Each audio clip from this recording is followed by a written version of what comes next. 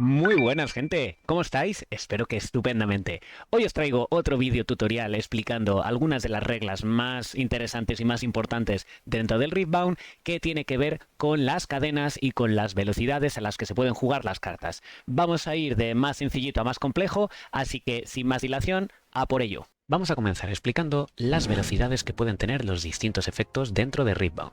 Primero tendríamos los spells y habilidades que requieran tapear, que requieran girar la carta. Si no se especifica nada más en el propio texto de la carta, solo las podrás jugar en tu turno y fuera de showdowns. No se podrán añadir a una cadena empezada y generarán una nueva cadena. Luego tendríamos spells y abilities con el texto action, las cuales se podrán jugar durante tu turno y durante showdowns cuando tengas el focus, generando una nueva cadena. Tampoco se van a poder añadir a una cadena ya iniciada. Y tendríamos, por último, los spells y abilities con reaction, con el texto reaction, las cuales se pueden jugar en tu turno durante showdown cuando tengas el focus, generando una nueva cadena. Pero además se van a poder jugar en cadenas ya iniciadas cuando tengamos la prioridad. Como vamos a explicar un poquito más adelante, estos efectos se pondrán encima en la cadena, por lo que se resolverán antes que cartas jugadas anteriormente en esa misma cadena. No os preocupéis que todo esto se va a explicar en detalle a continuación. También no nos olvidemos de las cartas que tienen el texto hidden, las cuales las hemos podido jugar previamente como ocultas y posteriormente se pueden activar con la velocidad reaction, tal y como está indicado en el texto de estas cartas. Por lo tanto, entrarían dentro de esta última categoría de reaction. Vamos a continuar explicando las cadenas o chain. Siempre vamos a intentar utilizar la nomenclatura oficial del reglamento de Riftbound, que como sabéis, pues está en inglés, así que mejor acostumbrarnos a los nombres oficiales y en un futuro, si ya traducen el juego en castellano, pues ya nos preocuparemos de llamar a las cosas como se le llamen las cartas. Pero de momento la cadena es el chain. Bien, lo primero sería la definición. La definición oficial del reglamento de Riftbound dice que una chain es una zona fuera del tablero o board que existe temporalmente cuando se juega una carta o se activa una ability. Solo puede existir una cadena a la vez y la cadena existirá mientras haya cartas o efectos en ella. Siguiente punto. Requisitos para crear una chain. Para que un efecto entre correctamente a la cadena o genere una cadena, se debe pagar su coste, activar en el caso de que sea una habilidad activa, y cumplir la condición que pone en el texto en el caso de una habilidad trigger. Y además, asignar objetivos válidos. Si, por ejemplo, la carta Salvage dice You may kill a gear, draw one, no podría jugarse si no hay al menos un gear en la mesa al que hacer el target. Aunque en el texto de la carta diga may, y eso nos puede hacer pensar que es algo opcional, esto aplica al resolver la carta, no al jugarla. Entonces, para poder jugarla, tiene que haber al menos un objetivo válido en el momento en el que se juega la carta. De la misma manera que no puedes jugar un Discipline para robar si no hay ninguna unidad que pueda ser target de la carta. Otro ejemplo sería Reptile Rex. Tralalero, tralala. No crearía una cadena con su habilidad si no hay por lo menos una unidad enemiga en un battlefield, es decir, un objetivo válido. Aún así, en este ejemplo, sí que podríamos jugar Reptile Rex, pero no generaría una cadena a su habilidad. Generaría una cadena al invocarse la unidad, como explicaremos ahora en breve. Hay distintas situaciones en las cuales se crea una chain. Al jugar cartas de spells, cumpliendo con los requisitos de habilidades, como When I Play, When I Move, When I Attack, When I Defend, etcétera, básicamente when cualquier cosa, si se cumple, generará cadena. O bien activando habilidades activas, como por ejemplo, pues la habilidad de una bee o de una balista. Adicionalmente, al jugar un permanente, ya sea una unidad o un gear, también se va a generar una cadena, pero esta cadena es especial porque no se va a poder reaccionar, ya que no hay ningún intercambio de prioridades. No obstante, si el permanente tiene un efecto When I Play, entonces se creará una cadena con esa habilidad When I Play, a la cual sí que será posible reaccionar, como hemos comentado en el ejemplo anterior de el Reptile Rex. Situaciones que no crean chain. Las habilidades o cualquier efecto que genere o añada recursos. Las cartas aparecen en el texto como add. Estas habilidades y efectos no generan cadena. Los recursos, ya sea energía o poder, se añaden inmediatamente y no hay posibilidad de reacción. Tampoco se crean cadenas al iniciar o finalizar fases del juego. Por ejemplo, no puedes reaccionar a que el rival finalice el turno, ni durante la asignación del daño en un combate. Añadir efectos a la cadena.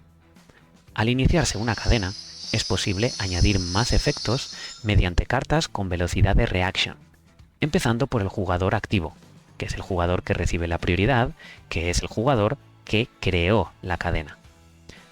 Cuando ese jugador no quiera o no pueda jugar más cartas o efectos, entonces pasará.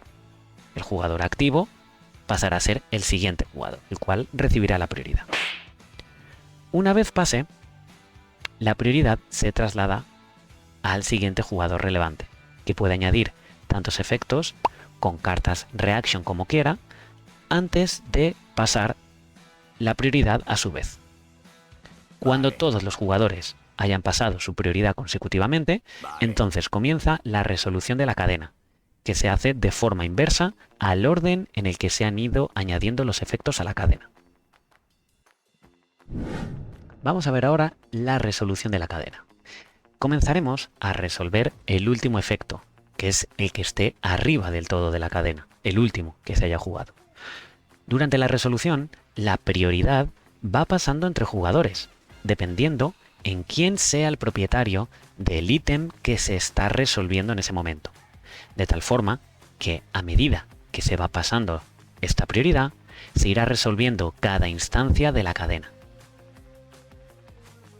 Al resolver estos ítems, se activarán posibles habilidades trigger que apliquen porque se esté cumpliendo ese trigger descrito, como por ejemplo When a card is played, que se activa pues cuando se juega una carta.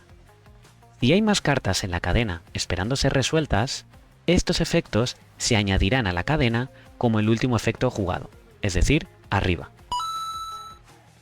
Además, el jugador que tiene esta prioridad podrá añadir más efectos a la cadena durante su resolución en este momento. Por ejemplo, en el turno de un jugador, este decide jugar el Hextech Ray, que hace 3 de daño a una unidad enemiga que solo tiene 1 de might y que está en un battlefield. Entonces el jugador juega la carta y pasa la prioridad. El otro jugador decide reaccionar, utilizando y jugando la carta Discipline, que es la única carta que le quedaba en mano. Y pasa la prio. Ya no se juegan más cartas y la forma en la que se resuelve esta cadena sería empezando por el Discipline, que está arriba del todo y que es la última carta que se ha jugado. Al resolverse el Discipline, la unidad pasa a tener 3 de might y el jugador roba una carta, que es el Unyielding. Luego comienza a resolverse el siguiente efecto a la cadena, que sería el Hextech Ray. Tendría la prioridad el controlador, que es el que la jugó, que no añade nada, pasa la prioridad. En este momento, el otro jugador, el que robó el Unyielding, tiene la posibilidad de añadir el Unyielding en este punto de la cadena, lo cual previene todo el daño de hechizos y habilidades durante el turno y por lo tanto consigue salvar la unidad que de otra manera, a pesar del incremento de might del Discipline, iba a morir igual por los 3 daños. Entonces, lo importante aquí es entender cómo en la propia resolución de la cadena el jugador ha sido capaz de robar una carta y esa carta que ha robado durante la resolución de la cadena le ha salvado y ha tenido la ventana para poder añadir esa carta durante la resolución de la cadena y en definitiva salvando la unidad. Un par de anotaciones importantes sobre la resolución de los efectos en las cadenas. Tenemos que considerar que en la resolución los efectos se resuelven hasta donde sea posible. Por ejemplo, si jugamos una carta que tiene un efecto que dice cuando la unidad se mueva, esta es la condición, when I move, descarta una y roba una, eso sería el efecto. Si el jugador no tiene cartas en la mano que descartar, ese efecto se omite y solo se haría el efecto de robar uno. También en resolución de efectos tenemos que tener en cuenta que se revisan de nuevo la validez de los target, además de cuando se jugó esa carta, sobre la ubicación de una unidad o cualquier otro ejemplo de validez de ubicación. Se explica esto mejor con un efecto.